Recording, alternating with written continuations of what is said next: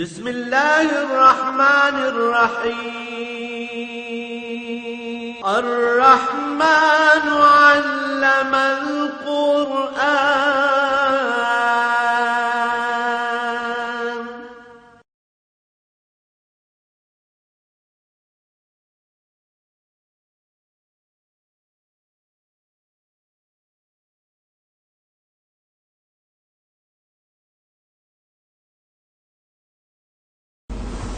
الحمد للہ رب العالمین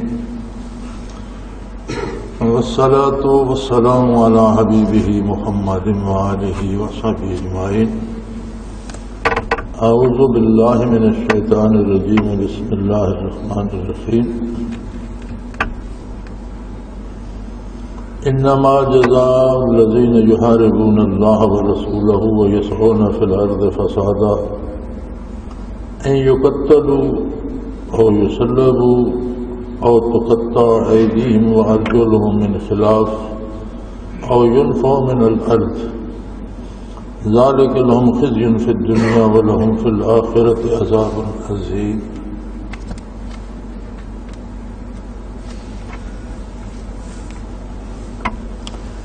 إلا الذين تابوا من قبل أن تقدروا عليهم فاعلموا أن الله غفور رحيم.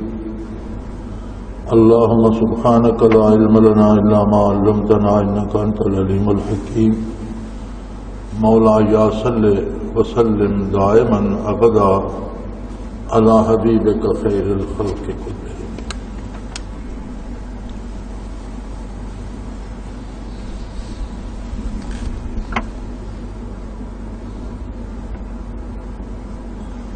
انما جزاء الذين يحاربون الله ورسوله، جو لوگ اللہ اللہ کے رسول سے لڑائی کرتے ہیں، اور اللہ کے رسول کے ساتھ جنگ کیا ہے؟ بندہ مشت غبار اللہ سے کیسے لڑے گا؟ فرمایا وَيَسْعُونَ فِي الْأَرْضِ فَسَادًا، جو لوگ اللہ کی زمین پر فساد پیدا کرنا چاہتے ہیں وہ یقیناً اللہ کے رسول کے ساتھ جنگ کر رہے ہیں.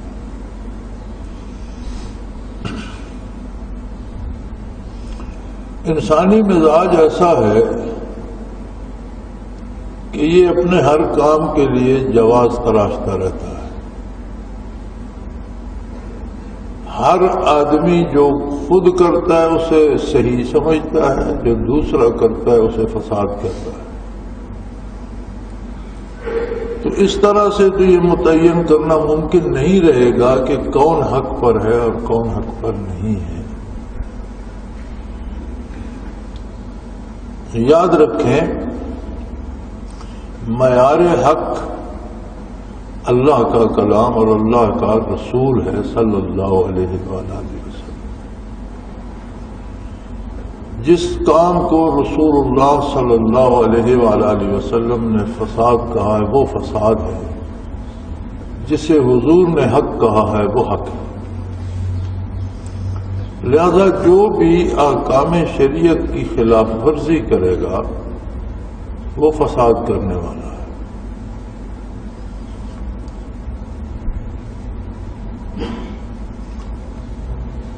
ہمارے ہاں اب فساد کی تو حد ہو گئی، یوں تو پوری دنیا فساد کی لپیٹ میں ہے، لیکن وطن عزیز خاص کر انتہائی تکلیف دہ حالات سے دوچار ہے.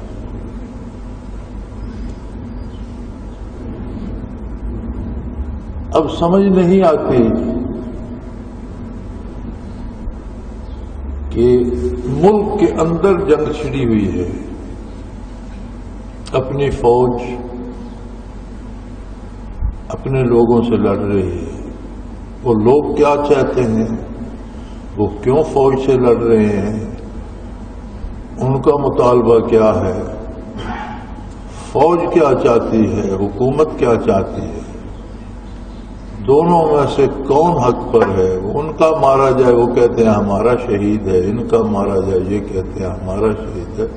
اس کا فیصلہ کون کرے گا کہ کون ظالم ہے کون مظلوم ہے؟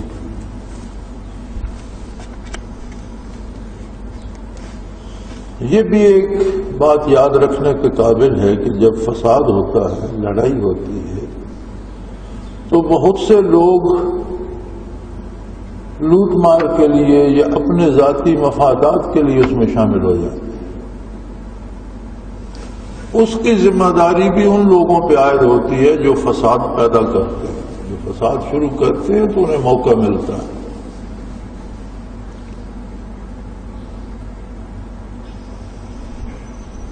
اور اللہ کریم نے فرمایا کہ روئے زمین پر فساد کرنا، انسانوں کو مبتلائے آزار کرنا، ان کے حقوق سلب کرنا، انہیں تکلیف دینا، یہ اللہ اور اللہ کے رسول کے ساتھ جنگ ہے۔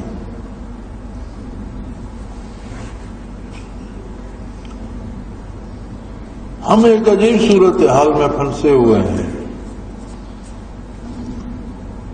اور ہماری حقیقت بھی کچھ عجیب سی ہے۔ اس ملک پر صدیوں بر صغیر پر مسلمان حکمرانوں نے حکومت کی اور ایک اسلامی نظام حکومت اس میں رائج کیا گیا۔ اگرچہ ہمارے آج کے دانشور اس بات سے بڑے بھاگتے ہیں، ماننا نہیں چاہتے، لیکن یہ حقیقت ہے کہ اس عہد کے جو قوانین تھے وہ آج بھی فتاوی کی شکل میں موجود ہیں اور علماء اس پر فتوے دیتے ہیں۔ نظام تعلیم ایسا تھا کہ انگریز جب آئے اور انہوں نے جو رپورٹ دی خصوصاً مسلمانوں کے بارے، تو 87% سے زیادہ لوگ پڑھے لکھے تھے۔ مدارس ایسے تھے جنہیں جاگیریں ملی تھیں، ان کے اپنے بورڈ تھے، بچوں کی تعلیم مفت ہوتی تھی، کتابیں، لباس، خوراک تک مدارس سے انہیں ملتا تھا، اور عام آدمی سے لے کر حکمران تک کا بیٹا ایک ہی مدرسے میں پڑھا کرتے تھے۔ اور یہ جامعات تھیں۔ جامع جہاں جمعہ پڑھا جائے اس مسجد کو نہیں کہتے، جامع یونیورسٹی کو کہتے ہیں، جہاں دنیا کے سارے علوم پڑھائے جائیں اسے جامع کہتے ہیں۔ اب تو ہم نے ہر مسجد کو جامع بنا لی ہے نا، اس میں پڑھا جائے یا نہ پڑھا جائے۔ تو جامعات تھیں، انہی میں سے جرنیل بھی بن کر آتے، انہی میں سے ادیب اور مورخ اور شاعر اور سائنسدان بھی آتے تھے، انہی میں سے طبیب اور ڈاکٹر بھی آتے تھے، انہی میں سے کاروباری اور تاجر بھی پیدا ہوتے تھے، انہی مدارس میں سے علماء اور مفسر اور محدث اور فقیہ بھی پیدا ہوتے تھے۔ بہت خوبصورت نظام تعلیم تھا، نظام عدل تھا، معاشی نظام تھا۔ انگریزوں کی کونسل کے ایک ممبر نے، لارڈ نے 1820 یا 22 میں جو تقریر کی برطانیہ کی کونسل میں، اس کی نقل میرے پاس موجود ہے۔ حالانکہ اس کے بعد مسلمانوں کے بعد یہاں پنجاب پہ سکھ قابض رہے، سکھا شاہی کا دور بھی رہا، اس کے باوجود وہ لکھتا ہے کہ میں نے ہندوستان کے بر صغیر کے مشرق و مغرب اور شمال و جنوب تک سفر کیا ہے، مجھے 2 بندے نظر نہیں آئے، میں نے کوئی گداگر نہیں دیکھا اور کوئی چور نہیں دیکھا۔ لوگ اپنی روزی میں ایسے خود کفیل ہیں کہ کوئی چور نہیں دیکھا میں نے اور کوئی مانگنے والا نہیں دیکھا۔ اس کے الفاظ I have seen no beggar and no thief۔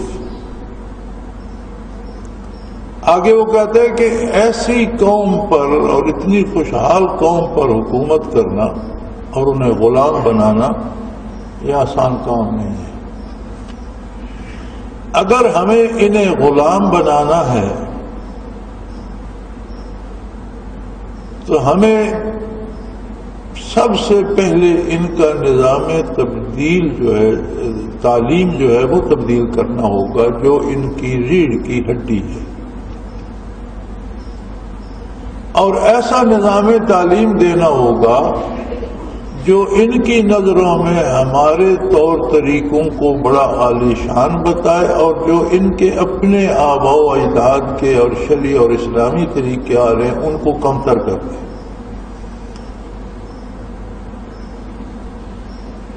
یہ ہمارے جیسا بننے میں فخر محسوس کریں اور مسلمانوں جیسا نظر آنے میں انہیں شرم آئے۔ اگر یہ کر لیا ہم نے تو پھر یہ قوم ہماری غلام ہو جائے۔ چنانچہ انہوں نے اپنا نظام تعلیم بنایا، معیشت میں انہوں نے بنیاد سود پر رکھی اور بینک شروع کیے اور سودی نظام شروع کر دیا۔ اسی طرح انہوں نے عدالتی نظام سارا وہ شرعی جو تھا اسے بدل کر اپنے طور طریقے شروع کیے جو غلاموں سے سلوک کیا جاتا ہے۔ اسی طرح کی انہوں نے فوج بنائی جو شاہ کی وفادار ہو، سیاہ و سفید، حق و باطل نہ دیکھے، اور 1 صدی تک وہ حکومت کرتے رہے اسی نظام کے تحت۔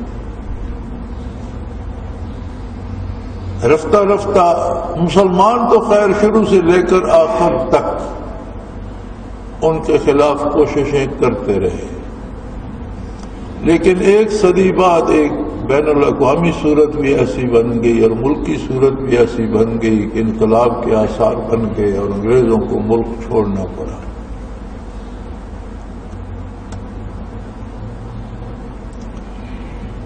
کہا یہ جاتا ہے کہ انگریز چلے گئے ہم آزاد ہو گئے، لیکن میں یہ سمجھتا ہوں کہ یہ ہمارے ساتھ دھوکہ ہے، ہم آزاد نہیں ہوئے۔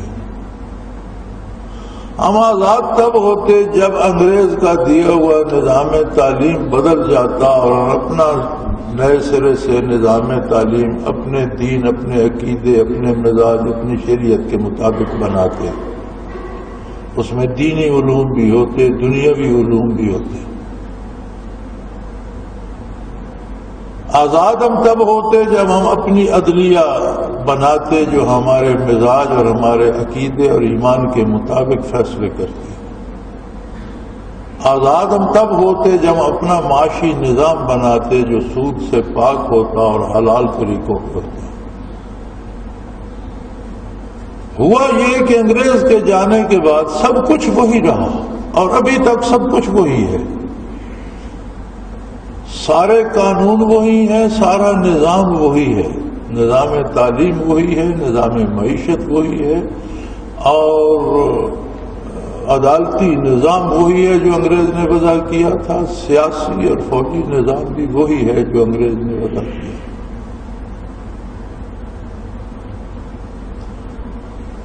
یعنی بیڑیاں بھی پاؤں میں وہی ہیں، ہاتھوں میں ہتھکڑیاں بھی وہی ہیں، گلے میں توق بھی وہی ہے۔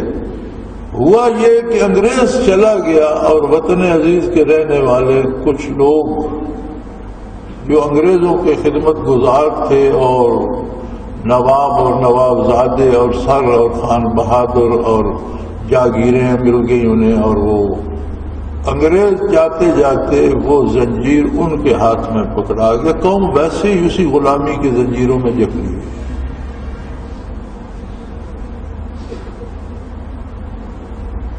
اب جب 61 برس سے وہ نظام نہیں بدلا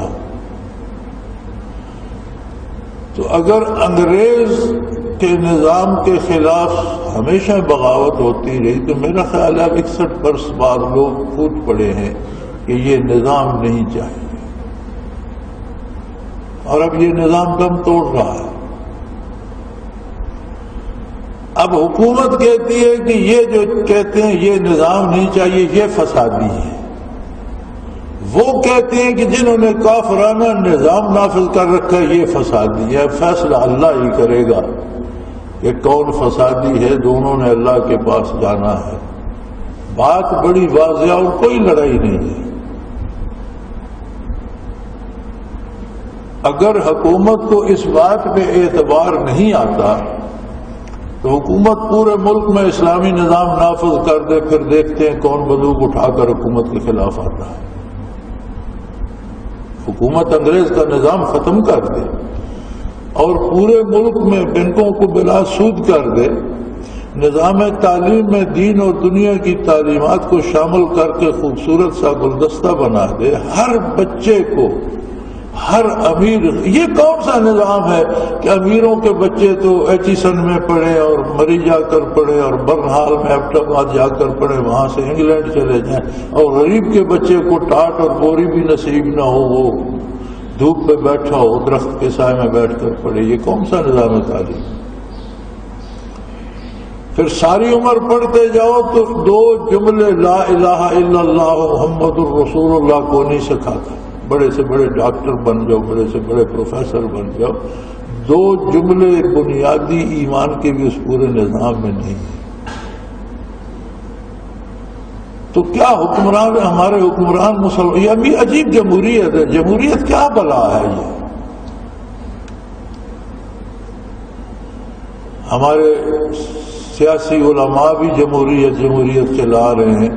ان سب کو مزہ آ گیا ہے کہ یہ ایسی جمہوریت ہے کہ ان گنے چنے لوگوں کو ہر بار حکومت مل جاتی ہے.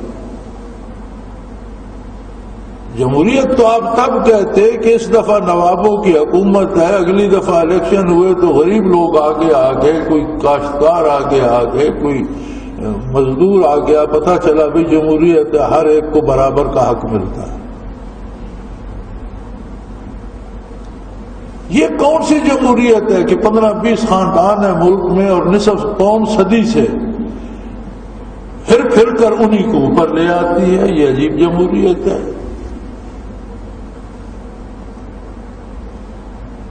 تو یہ سارا ایک دھوکہ ہے، ایک پورے ملک اور پوری قوم کے ساتھ فراڈ ہے. اگر یہی نظام رہنا تھا تو یہ یہاں سے بہتر ہندوستان میں رائج ہے، پھر پاکستان بنانے کی ضرورت کیا تھی؟ کروڑوں لوگوں کو راستوں میں شہید کرانے کی کیا ضرورت تھی؟ لاکھوں گھروں کو اجاڑنے کی کیا ضرورت تھی؟ لاکھوں بہو بیٹیوں کی عزت پامال کرنے کی کیا ضرورت تھی؟ یہ نظام جو پاکستان میں ہے یہ ہندوستان میں پاکستان سے بہتر چل رہا ہے. تو پھر پاکستان بنانے کی ضرورت کیا تھی؟ اگر اسی نظام میں رہنا تھا تو سب ایک جگہ رہتے. اور اگر بنایا تھا اور لوگوں کو نعرہ دیا تھا کہ پاکستان کا مطلب کیا ہے، لا الہ الا اللہ، تو اپنے وعدے پہ آؤ، اس نظام کو بدلو، دینی نظام نافذ کر دو. پھر جو تمہارے خلاف بندوق اٹھائے گا وہ واقعی مفسد ہوگا، واجب القتل ہوگا. لیکن اگر کوئی کہتا ہے کہ اسلام نافذ کرو، آپ اس پہ گولی چلاتے ہیں، جواب میں وہ بھی گولی چلاتے ہیں، تو ہم اس کے جج نہیں ہیں. اس کا انصاف اللہ کریم کرے گا کہ کون خلوص سے اسلام کی خاطر لڑ رہا ہے اور کون پورے خلوص سے کافرانہ نظام کو جاری رکھنے کے لیے لڑ رہا ہے. یہ فیصلہ رب العالمین ہی کرے گا. ہم اس حیثیت میں نہیں ہیں کہ اس کے فیصلے. تو فساد فی الارض ہوتا ہے انسان کے وہ حقوق جو اللہ نے اسے دیے ہیں. اللہ نے ہر انسان کو حق دیا ہے، وہ مومن ہے یا کافر. کیا کافر کی روزی اللہ نے بند کر دی ہے؟ کیا کافر اس فضا میں سانس نہیں لیتا؟ کیا اللہ کا سورج کافر کو اپنی روشنی نہیں پہنچاتا؟ کیا اللہ کی دی ہوئی روزی کافر نہیں کھا رہا؟ اس نے انسان کو مہلت دی ہے، فرصت دی ہے، کائنات اس کے سامنے بچھا دی ہے کہ وَخَلَقَ لَكُم مَّا فِي الْأَرْضِ جَمِيعًا، روئے زمین کو میں نے نعمتوں سے تمہارے لیے بھر دیا ہے. اب میرا مطالبہ صرف یہ ہے کہ یہ سب کچھ میرا ہے، میرے بتائے ہوئے طریقے کے مطابق اسے استعمال کرو، میری عظمت کے اور میری توحید کے قائل رہو اور میرا شکر ادا کرو۔ بات ختم ہو گئی، اتنی سی بات ہے۔ اب یہ ہر بندہ اپنے دل میں خود فیصلہ کر سکتا ہے کہ کوئی جو مطالبہ کرتا ہے کہ اسلام نافذ کیا جائے وہ فساد کر رہا ہے، یا جو یہ کہتا ہے کہ نہیں یہی انگریزی نظام تمہارے گلے میں پھنسائے رکھیں گے وہ فساد کر رہا ہے۔ یہ بڑی عجیب صورتحال ہے۔ اور پھر جب جنگ کی صورتحال بنتی ہے تو اس میں بے شمار چور اچکے ڈاکو ہر قسم کے لوگ، کوئی اپنی دشمنی کا بدلہ لینے کے لیے کسی کو قتل کر رہا ہے، کوئی پیسے چھیننے کے لیے کر رہا ہے، کوئی چوری کے لیے کر رہا ہے، تو اس سارے کا جواب بھی ان لوگوں کو دینا پڑے گا آخرت کو جنہوں نے فساد شروع کیا۔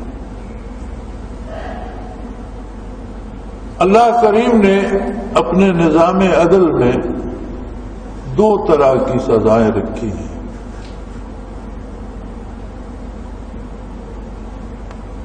کچھ معاملات ایسے ہیں جو حقوق اللہ نے دیے ہیں، ان کو اگر چھینا جائے تو اس کے لیے سزا بھی اللہ نے مقرر کر دی ہے، اسے حد کہتے ہیں۔ کچھ معاملات ایسے ہیں جو لوگوں کے آپس میں ایک دوسرے کے ساتھ ہیں، اگر ان میں زیادتی کی جائے تو اس کی سزا اللہ کریم نے قاضی یا جج یا منصف کی ثوابدید پہ چھوڑ دی ہے، اسے تعزیر کہتے ہیں۔ شریعت میں دو طرح کی سزائیں ہیں، حدود اور تعزیرات۔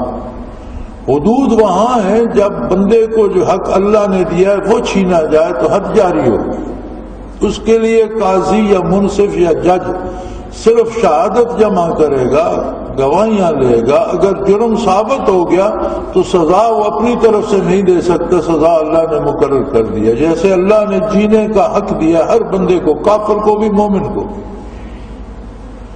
کوئی ناحق کسی کو قتل کر دے گا تو اسے قتل کیا جائے گا، یہ اللہ نے اس پر حد جاری کر دی کہ قتل کرنے والے کو قتل کیا۔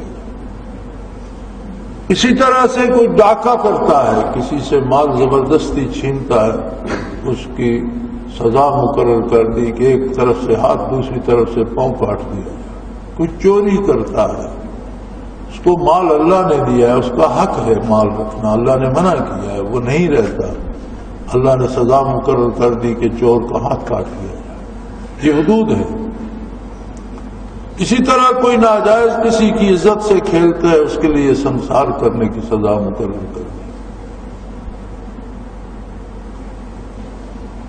اب زندہ رہنے کا حق ہر شخص کو اللہ نے دیا ہے، مومن ہے یا کافر، بغیر شرعی حکم کے کوئی شخص کسی کافر کو بھی قتل کرنے کا مجاز نہیں۔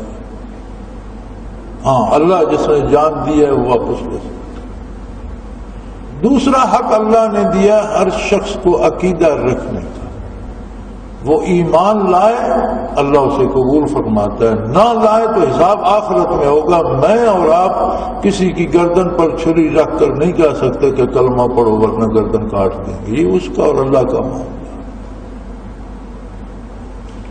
یہ جو زندہ رہنے کا حق ہے اس کی تفصیل کی جائے تو اس میں زندگی کی ہر ضرورت آ جاتی ہے۔ زندہ رہنے کا حق ہے تو اس کے مال کی حفاظت کا بھی حق ہے، زندہ رہنے کا حق ہے تو اس کی آبرو کی حفاظت کا بھی اسے حق حاصل ہے، زندہ رہنے کا حق ہے تو اس کے لیے روزگار کے مواقع کا بھی اسے حق حاصل ہے، زندہ رہنے کا حق ہے تو اس کے بچوں کی تعلیم کا بھی حق ہے اسے کہ حکومت ان کا انتظام کرے، زندہ رہنے کا حق ہے تو اس کی بیماری کے علاج کے لیے بھی اس کا حق بنتا ہے کہ اس کا اہتمام، اور یہ بغیر مومن و کافر کی تفریق کے ہوگا۔ ہر شہری مومن ہے یا کافر، اس کی جان کی ضمانت دی جائے، اس کے مال کی ضمانت دی جائے، اس کی آبرو کی ضمانت دی جائے، اس کے بیماروں کے علاج کی ضمانت دی جائے، اس کے روزگار کی ضمانت دی جائے، اس کے بچوں کی تعلیم کی ضمانت دی جائے۔ یہ حکومت کی ذمہ داری ہے۔ اگر ان حقوق کو کوئی اس سے چھینے گا تو وہ زمین پر فساد کرنے والا ہوگا۔ تو اللہ نے حدود مقرر کر دی۔ اب حدود میں بڑا جرم ہے قتل، لیکن مقتول کے ورثاء جو اس کی جائیداد لیتے ہیں، اس کا مال لیتے ہیں، اس کے بعد اس کے وارث بنتے ہیں، انہیں اللہ نے اس کے خون کا بھی وارث بنا دیا کہ وہ چاہیں تو قتل معاف کر سکتے ہیں یا خون بہا لے سکتے ہیں، لیکن اس کے باوجود قاضی کے پاس اختیار رہتا ہے، وہ قتل سے تو بچ جائے گا، بدلے میں قتل نہ ہوگا، لیکن قاضی کو یہ دیکھنا ہوگا کہ اس کے بالکل چھوڑ دینے سے دوبارہ فساد تو نہیں ہوگا۔ اگر ایسا خطرہ ہے تو اسے قید کر سکتا ہے یا ملک سے باہر نکال سکتا ہے، شہر بدر کر سکتا ہے، یہ قاضی کی ثوابدید پر۔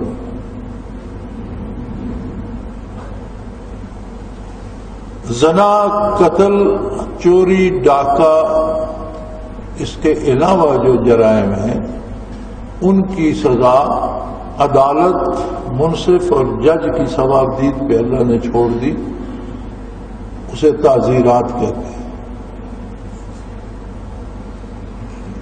تو فرمایا یقیناً جو لوگ اللہ اور اللہ کے رسول سے جنگ کرتے ہیں، آپ دیکھیں جو بھی اللہ و اللہ کے رسول سے جنگ کرتا ہے، اور اس کی تفسیر یہ فرمائی قرآن نے، وَيَسْعَوْنَ فِي الْأَرْضِ فَسَادًا، اللہ و اللہ کے رسول سے جنگ کون کرتا ہے؟ فرمایا جو اللہ کی زمین پر فساد پھیلاتا ہے، اللہ کی مخلوق کے حقوق سلب کرتا ہے، انہیں قتل کرتا ہے، انہیں گھروں سے نکالتا ہے، انہیں لوٹتا ہے، انہیں تباہ کرتا ہے۔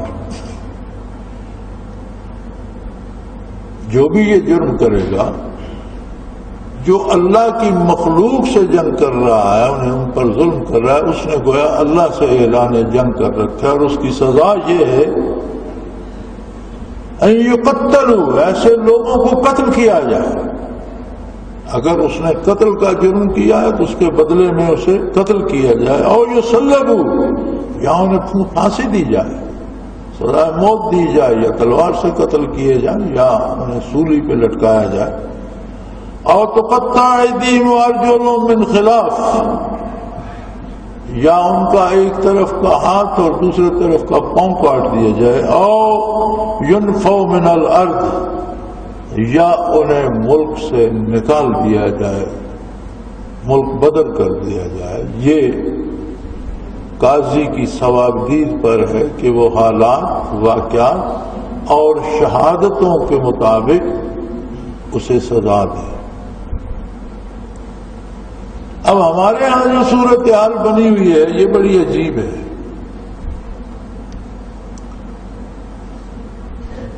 ایک تو افغانستان میں جب انقلاب آیا روس کے خلاف، تو جو جماعتیں روس کے خلاف لڑتی رہی تھی، جب روس چلا گیا تو ان سے بھی کام سنبھل نہ سکا، وہ آپس میں لڑنے لگ گئی، تو کچھ مدرس اور کچھ طلباء تھے مدارس کے جو ان کے خلاف کھڑے ہو گئے، اور بنتے بنتے وہ اتنی جمعیت بنی کہ انہوں نے ان سے ملک چھین لیا۔ وہ چونکہ مدرسے کے طلباء اور مدرس تھے، ان کا نام پڑ گیا طالبان۔ تو طالبان ہی پشتوں میں طلباء کو ویسے ہی کہتے ہیں۔ انہوں نے کچھ عرصہ افغانستان پر حکومت کی۔ جتنا عرصہ افغانستان پر طالبان کی حکومت ہے، وہ افغانستان کی جب تک معلوم تاریخ ہے اس میں پرامن زمانہ ہے، عدل و انصاف سے بھرا ہوا زمانہ ہے، کوئی کسی کو تکلیف نہیں دیتا۔ اب اس کے بعد وہ نام اتنا عام ہوا کہ جو چور چکا اٹھ کر کھڑا ہوتا ہے اسے کہتے ہیں یہ طالبان ہے، یعنی جو بھی لڑائی جھگڑا شروع کر دیتا ہے، فساد کرتا ہے، اس کا نام طالبان پڑ جاتا ہے۔ جو تشریح امریکی دانشوروں نے کی ہے طالبان کی، انہوں نے کہا ہے کہ جو بندہ داڑھی رکھے، مسجد جاتا ہو، نماز پڑھتا ہو، شراب نہ پیتا ہو، بدکاری نہ کرتا ہو وہ سب طالبان ہیں۔ یہ امریکی تشریح ہے۔ امریکہ نے ایک کمیٹی بنائی تھی بڑے بڑے دانشوروں کی، جس نے 5-6 مہینے اس پہ ریسرچ کی، اس کے بعد وہ چھپی، وہ کتاب چھپی، اس میں موجود ہے کہ طالبان کون ہے اور کون فسادی ہے۔ انہوں نے کہا بھئی ایک تو یہ ہے کہ داڑھی رکھ لے، دوسرا یہ ہے کہ نماز پڑھتا ہو، حلال کھاتا ہو، شراب نہ پیتا ہو، عورتوں کے ساتھ بدکاری نہ کرتا ہو، سنیما نہ دیکھتا ہو، بے حیائی نہ کرتا ہو، اس طرح کی باتیں جو نہیں کرتا وہ سب طالبان۔ اس کا مطلب ہے کہ امریکی تشریح کے مطابق تو سارے مسلمان طالبان اور دہشت گرد ہیں۔ اب رہ گئی ہماری اپنی بات، ملک کی بات، حکومت کی بات۔ اب یہ بھی کہتے ہیں طالبان فسادی ہیں، ہم ان سے لڑ رہے ہیں، اور بڑی مزے کی بات ہے کہ کچھ مولوی حضرات انہیں آیات بھی نکال کر دیتے ہیں اور ان پر چسپاں کرتے رہتے ہیں۔ اب یہی آیت ادھر چسپاں کرو یا ادھر کرو، لیکن یہ دیکھنا کہ یہ آیت اللہ کی ہے اور اسے حق ہے کہ اس آیت کا مصداق کون ہے۔ ہم اپنی طرف سے کریں گے تو روا نہیں ہو۔ ہمارے سامنے تو حالات ہیں، میں نے آپ کے سامنے رکھ دیے، حکومت کا، حکمرانوں کا، سیاستدانوں کا، سیاسی جماعتوں کا، دینی سیاسی جماعتوں کا، سب کا متفقہ فیصلہ یہ ہے کہ یہی مغربی جمہوریت، یہ فراڈ، یہ دھوکہ جاری رہے، یہی قانون، یہی نظام تعلیم اور یہی انگریزی نظام چلتا رہے۔ جو اس کے خلاف ہے وہ فسادی ہے۔ دوسری طرف کچھ لوگ ہیں جو کہتے ہیں اللہ کا دین، اللہ کا اسلام نافذ کرو، تم نے ملک اسلام کے نام پر لیا تھا، یہ کہتے ہیں یہ بدماش۔ اب کون بدماش ہے اس کا فیصلہ اللہ ہی کرے گا، ہماری سمجھ میں نہیں آ رہا۔ ادھر بھی کلمہ گو ہیں، ادھر بھی کلمہ گو ہیں، ادھر بھی بے شمار ایسے لوگ ہیں جو اللہ کو یاد کرنے والے، نماز روزہ کرنے والے، مجبوراً پھنسے ہوئے ہیں اپنی نوکریوں ملازمتوں میں، وہ چھوڑ کر کہاں جائیں، وہ لڑ رہے ہیں بیچارے۔ ادھر بھی کچھ بدماش بھی ہوں گے، کچھ چور و چکے ہوں گے۔ پھر غیر ملکی ایجنسیاں، خود امریکہ تک بدماشوں، چوروں چکوں کو پیسے دے کر پاکستان کے خلاف لڑا رہا ہے۔ ہندوستان تو ہے ہی، امریکہ بھی اس میں شامل ہے۔ وہ بھی چاہتا ہے کہ پاکستان کے بدماش اور پاکستان کی فوج آپس میں لڑتے رہیں، یہ ملک کمزور ہو جائے۔ انہیں ادھار دے رہا ہے سود پر، انہیں مفت پیسے دے رہا ہے۔ یہ سود لے کر خوش ہیں، وہ مفت لے کر لڑ رہے ہیں۔ ان سے تو سمجھدار لگتے ہیں مجھے کہ وہ مفت میں لے رہے ہیں۔ اب کون خلوص نیت سے نفاذ اسلام کے لیے بات کر رہا ہے اور کون امریکی دولت یا ہندوستانی دولت لوٹنے کے لیے لگا ہوا ہے، یہ تو دلوں کے حال تو اللہ ہی جانتا ہے۔ جانا ہم سب نے ہے، حکموں نے، سرداروں نے بھی، ہم نے بھی، ایک ہی میدان میں جمع ہونا ہے۔ گھبرانے کی بات نہیں، فیصلہ ہو جائے گا۔ جہاں تک ملک کا تعلق ہے، ایک رواج ہو گیا، رات بھی وزیر اعظم صاحب فرما رہے تھے کہ ملک ٹوٹ جائے گا، پاکستان نہیں رہے گا۔ سیاستدانوں کا جب اقتدار خطرے میں پڑتا ہے تو کہتے ہیں ملک خطرے میں ہے۔ مولوی کی جب روٹیاں خطرے میں پڑتی ہیں تو کہتا ہے اسلام خطرے میں ہے۔ نہ اسلام کو خطرہ ہے، نہ پاکستان کو خطرہ۔ اسلام بھی ہمیشہ رہے گا انشاءاللہ، اور پاکستان بھی رہنے کے لیے بنا ہے انشاءاللہ، یہ بھی رہے گا۔ یہ خود مٹ جائیں گے جو اس کے مٹنے کی باتیں کرتے ہیں، یہ ملک انشاءاللہ رہے گا۔ ابھی تو مقابلہ پیچھے ہے، یہ تو ابھی تو یہ ابتدائیہ ہے، یہ تو وہ کیا کہتے ہیں، وہ ٹریلر جسے انگریزی میں کہتے ہیں۔ یہ فلمیں بناتے ہیں اس کے کچھ اشتہار جمع کر کے تو ایک چھوٹا سا ٹکڑا لوگوں کو راغب کرنے کے لیے دکھاتے ہیں، اسے کہتے ہیں ٹریلر۔ یہ تو جنگ کے وہ جھلکیاں ہیں، ٹریلر ہیں جو سامنے آ رہے ہیں۔ جنگ تو ابھی باقی ہے جو کفر اور اسلام میں ہوگی، اسی سرزمین پر ہوگی، سرزمین ہند پر ہوگی، برے صغیر پر ہوگی۔ اس میں پاکستان بھی ہے، ہندوستان بھی ہے۔ اور وہ غزوۃ الہند ہوگی جس کے بارے نبی کریم صلی اللہ علیہ وسلم نے بتایا ہے، اور اس میں اسلام کو فتح ہوگی اور پورا ہندوستان پاکستان بن جائے گا۔ اس لیے پاکستان مٹنے کے لیے نہیں، نہ صرف قائم رہنے کے لیے بلکہ پھیلنے کے لیے بنا۔ انشاءاللہ پورے برے صغیر پر پاکستان ہوگا اور لال قلعے پر پھر پاکستان کا جھنڈا لہرا رہا ہوگا انشاءاللہ۔ یہ تو اس کی جھلکیاں ہیں، اب ان میں کون حق پر ہے اور کون نہ حق پر، اس کا فیصلہ اللہ کرے گا۔ جو صورتحال سیدھی سیدھی ہے میں نے آپ کے سامنے رکھ دی۔ سو ان میں حدود اللہ آتی ہیں۔ جو فساد میں کسی کو ناجائز قتل کرتا ہے اسے بدلے میں قتل کیا جائے یا اسے سولی پہ لٹکا کر سزائے موت دی جائے۔ جو ڈاکہ کرتا ہے، رازنی کرتا ہے، لوگوں کو لوٹتا ہے، اس کے ہاتھ اور پاؤں، ایک طرف کا ہاتھ دوسری طرف کا پاؤں کاٹ دیا جائے کہ وہ لوٹنے کے قابل نہ رہے اور عبرت بھی بن جائے۔ یا پھر ایسے لوگوں کو ملک بدر کیا جائے۔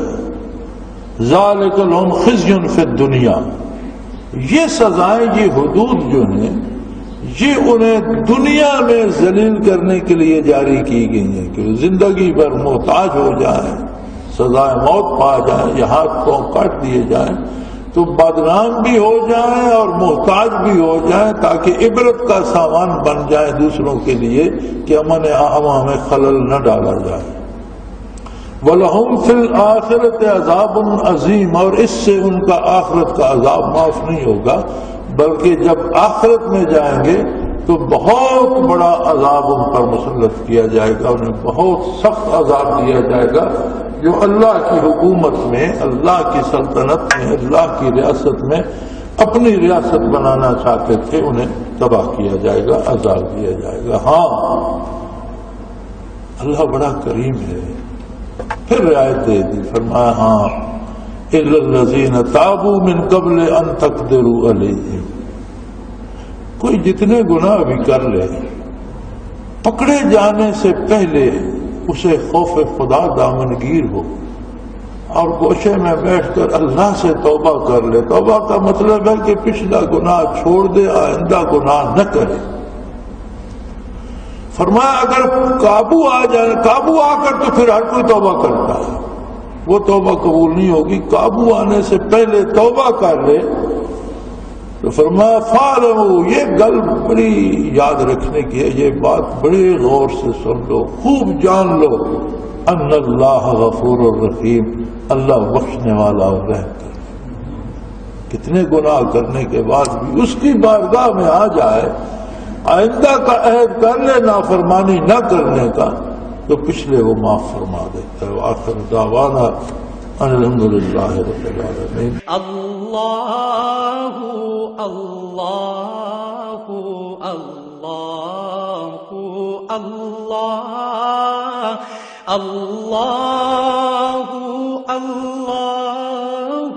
اللہ اللہ اللہ۔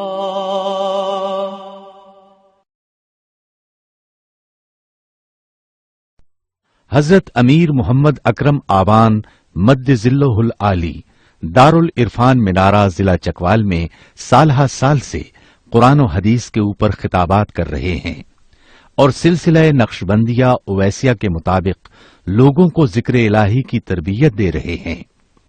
وہ قرآن پاک کی تفسیر ترتیب وار بیان کر رہے ہیں۔ تفسیر قرآن کو وہ موجودہ ملکی اور بین الاقوامی حالات کے مطابق بیان کرتے ہیں۔ موٹر وے سے کلر کہار کے انٹرچینج سے نکلتے ہوئے، کلر کہار کی جھیل سے ہوتے ہوئے، میانی، بوچھال اور نور پور سے گزرتے ہوئے دارالعرفان منارہ پہنچ سکتے ہیں۔